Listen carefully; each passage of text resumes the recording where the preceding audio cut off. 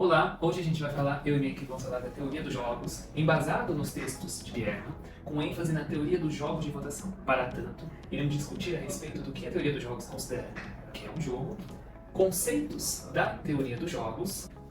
Para falarmos de teoria dos jogos, é preciso que entendamos alguns conceitos que são aplicados na área. Dentre eles, a simetria de informações. Na teoria dos jogos, as pessoas agem tendo a noção de que todos os outros jogadores têm o mesmo nível de informações, as mesmas informações. E quando uma outra informação nova é integrada, todos têm conhecimento dessa mesma informação. A racionalidade. Todos os jogadores agem com o mesmo nível de racionalidade e de bom senso. De outra maneira, não seria possível prever as atitudes que os outros jogadores iam ter, ou mesmo os outros jogadores preverem as suas atitudes e estratégias a serem tomadas. Jogos de soma zero ou soma nula. São jogos nos quais a recompensa, ou também chamado de payoff, de um jogador é equivalente à perda de outro jogador. Então podemos ter equilíbrios de recompensa entre jogadores de 0, 10, 5, 5, 7, 3, 6, 4, mas sempre numa totalidade de 10. Jogos de soma não nula são jogos em que as recompensas e perdas entre jogadores não têm uma equivalência. São jogos, portanto, em que podemos ter que os jogadores ganham 0 e 0 de recompensa, 1, 1, 16 e 1, 14 e 12, não existe uma equivalência entre perdas e ganhos. Jogos estáticos são jogos simplesmente em que os jogadores tomam as decisões simultaneamente. Jogos dinâmicos são jogos em que o outro jogador já tem a certeza total da estratégia que o outro tomou. O outro já tomou sua estratégia e eu defino a minha estratégia com base na atitude tomada pelo outro jogador. Estratégia estritamente dominada é quando o jogador observa duas estratégias e tem uma noção clara de que uma estratégia é muito mais vantajosa do que outra. Então essa estratégia que é menos vantajosa, evidentemente, ela é chamada de estratégia estritamente dominada, enquanto a outra, estratégia estritamente dominante. A estratégia fracamente dominante é aquela que apresenta um grau médio de payoff, de recompensa, de ganho, comparado às outras estratégias possíveis no jogo. Ela está no grau médio ou ela representa um mínimo que representa um empate entre os jogadores. Toda estratégia estritamente dominante é uma estratégia fracamente dominante, mas o contrário não é verdade. A estratégia estritamente dominante, iterada, o nome pode até assustar, mas ela é simplesmente a estratégia estritamente dominante, só que quando a gente tem que fazer mais de uma exclusão de estratégias. Não basta excluir uma estratégia para que se defina a estratégia final a ser tomada. É necessário ter uma série de exclusões de estratégias para que se chegue a uma conclusão final do que deve ser feito. Ponto de sela. Ponto de sela representa o equilíbrio entre perfis de estratégia entre os jogadores. Um jogador escolhe tal estratégia, de 5 estratégias ele escolhe uma. Outro jogador também tem 5 estratégias, das 5 ele escolhe uma. Esse encontro de estratégias, ou esse perfil de estratégia, é chamado de ponto de sela, que ele pode ocorrer quando os jogadores estão agindo individualmente ou quando eles estão agindo colaborativamente, um ajudando o outro. Ótimo de Pareto representa aquelas escolhas, aquelas estratégias de quando os jogadores agem colaborativamente. E dentro dos ótimos de Pareto, que um jogo pode ter mais de um, temos o equilíbrio de Pareto. É a melhor estratégia possível quando os jogadores agem colaborativamente. Isto é, tentando aumentar ao máximo o payoff, a recompensa de cada jogador, sem diminuir o payoff de um único jogador. E temos o equilíbrio de Nash. É a melhor estratégia possível, o perfil de estratégias, quando os jogadores agem individualmente, simplesmente prevendo as escolhas que um jogador adversário pode tomar e o adversário prevendo suas próprias escolhas. Então, quando todos os jogadores agem com racionalidade, com todos esses pontos, eles naturalmente vão chegar num equilíbrio de Nash. Bom dia pessoal, meu nome é Bruno, vou dar continuidade e agora eu vou falar sobre o que é um jogo. No conceito popular, jogo se define por qualquer partida que pode ser jogada, que pode ser disputada, ou seja, um esconde-esconde, um monopólio, um jogo de tabuleiro, xadrez ou até mesmo futebol. Tudo que pode ser jogado ou participado. Mas, no conceito econômico, jogo é tudo que é definido por uma interação social dentro da sociedade. São todas essas interações.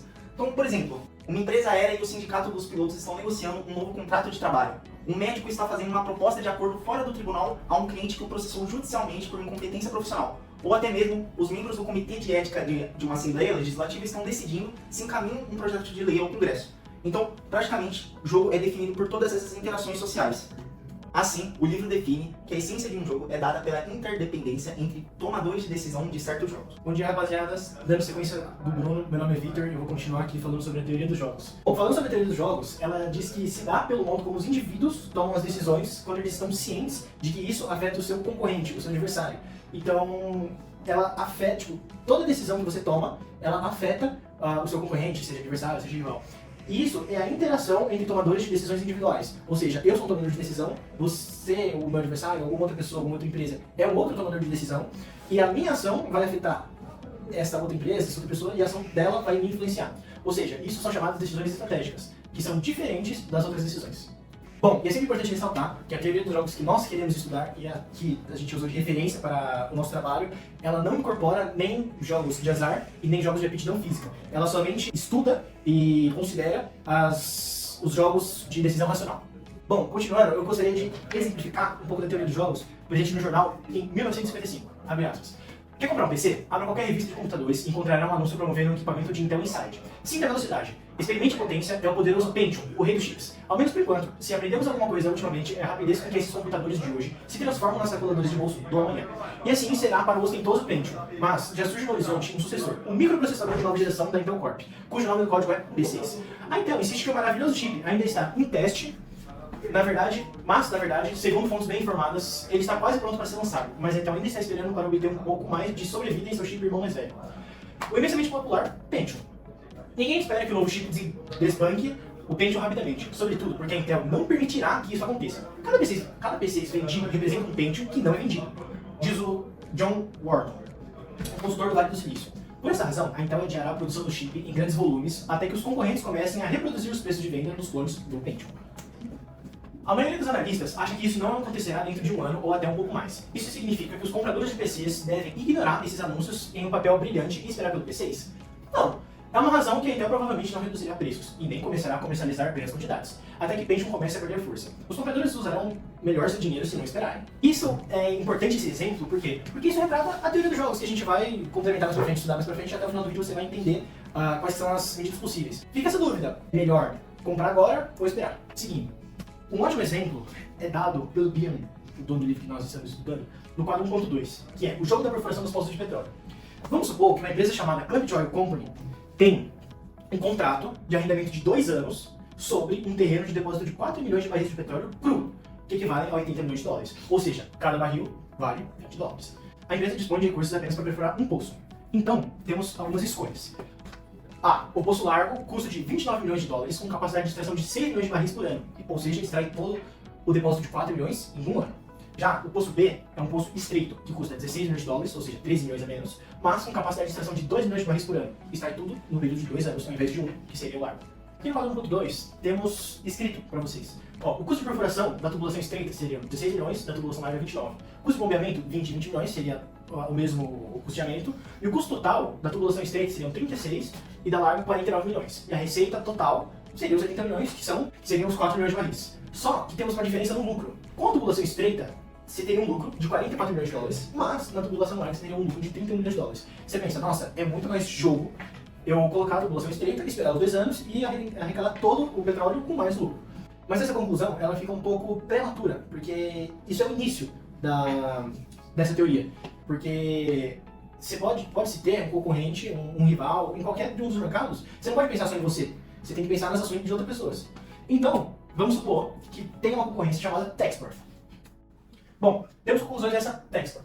Ela comprou um terreno adjacente ao lado da Clement, ou seja, ela disputará os mesmos poços de petróleo que a Clement. Ela tem os mesmos custos de perfuração dos poços e o resultado de cada extração da empresa depende das suas decisões, ou seja, ela pode decidir largo ou estreito. A Clement e a Texport estão jogando um jogo devido à interdependência entre as suas duas empresas.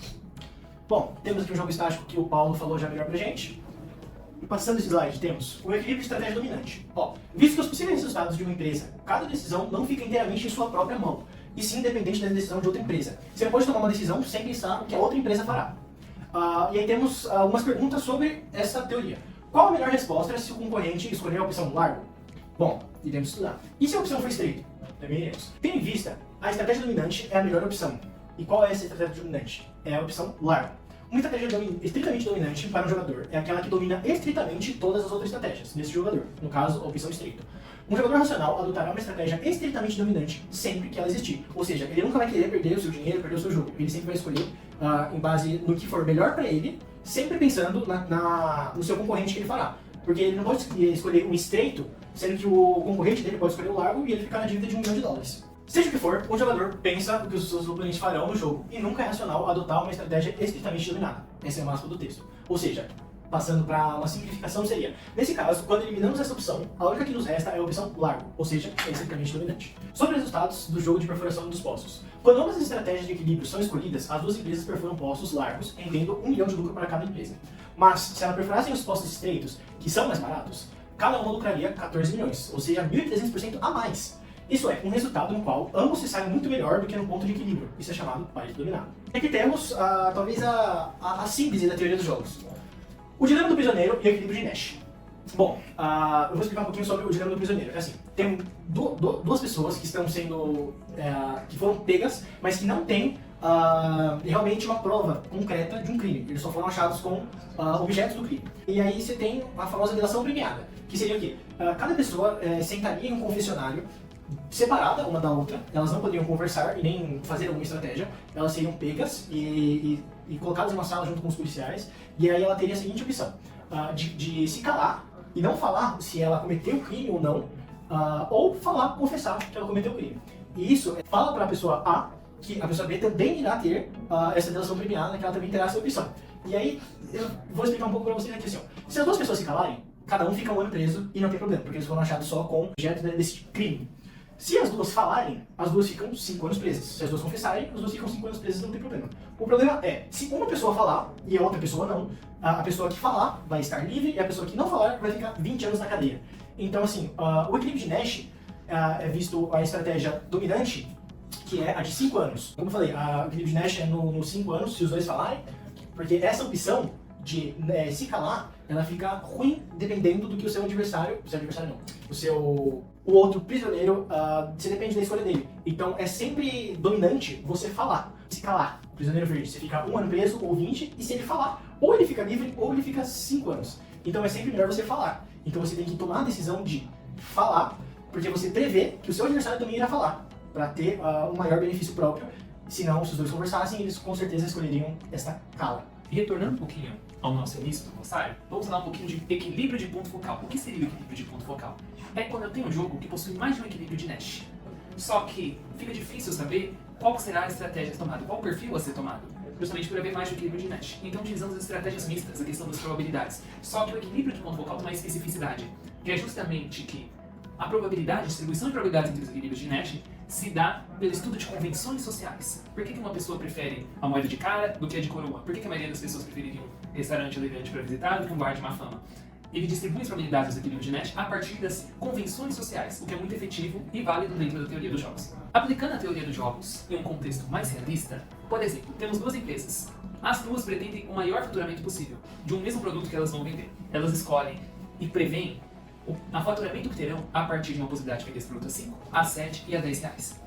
Isso é um tipo de jogo, mas quando a gente quer ser mais realista na teoria dos jogos, podemos utilizar a estratégia contínua. Isto é, ao invés de definir as possibilidades de 5, 7, 10 reais, pegamos todos os preços entre 5 e 10 reais, abrindo uma cadeia de possibilidades infinitas, para justamente escolhermos a melhor possibilidade dentre essas possibilidades infinitas. Para isso utilizamos conceitos de funções e derivadas, especialmente o cálculo diferencial. Mas é justamente os jogos com estratégias contínuas servem para serem mais realistas dentro do âmbito corporativo, administrativo e econômico. Bom, pessoal, agora a gente vai se inserir no capítulo 5, né, que é a nossa base, e praticamente esse capítulo ele vai mostrar como a teoria do jogo ela se aplica no esquema de votação, uma eleição, né? Dentro disso, ele também aborda os problemas com o paradoxo de Condorcet e o teorema da impossibilidade de erro, tá? Então, praticamente, ele fala que, apesar das pessoas acharem que é um processo normal e fácil, ele fala que envolve complexidades que podem impactar significativamente os resultados. Bom, eu vou explicar agora como isso se aplica em prática. Em tese comum, numa eleição entre dois candidatos, tende a ganhar aquele que tem mais do que a metade dos votos. Porém, a gente não está considerando as preferências dos eleitores. Dentro disso, a gente começa com o teorema do eleitor médio, que é nada mais falando sobre governos populistas. Porque ele prevê que os candidatos, os políticos, eles vão alinhar as suas decisões, as suas tomadas de ação com as preferências do eleitor médio, né, para conseguir garantir a vitória. Ou seja, ele está conseguindo aliar todas essas intensificações dos eleitores a um governo populista. Dando continuidade, a gente tem o paradoxo de Condorcet, que é nada mais que um candidato preferido pela maioridade em disputas diretas pode não vencer pela regra da pluralidade. Que não é nada mais que no primeiro turno, talvez o candidato ele consiga se diferenciar muito dos outros. Por exemplo, 15 candidatos, ele consegue ter uma relevância muito maior que os outros 14, até no primeiro turno. Mas quando se muda para o segundo, ele pode não vencer, apesar de ser o favorito na primeira parte, porque os outros 14 podem se juntar e ir contra ele. Então, é por isso. Por último, a gente tem o teorema da impossibilidade de erro, que é nada mais que nenhum sistema de votação pode satisfazer todos os axiomas de erro simultaneamente, evidenciando as limitações desses sistemas. O paradoxo do presidente, no livro, ele mostra um cálculo simples, que é sobre honesto e desonesto. É para apenas comprovar se um candidato ele é mais honesto que outro. Então, aqui o Paulo ele prefere não exigir esse cálculo, porque exigindo esse cálculo, ele vai comprovar que ele é desonesto perdendo eleitores. Já a Sul prefere que esse cálculo aconteça, porque meio que vai comprovar que ela seja honesta e vai atrair mais eleitores. Esse cenário ilustra como o voto de desempate do presidente pode gerar resultados inesperados e subótimos, mostrando a importância de analisar e aprimorar os mecanismos de votação para decisões coletivas e mais justas das representatividades. Bom, gente, agradecemos. Esse foi o nosso trabalho da teoria dos jogos. Dá like e obrigado.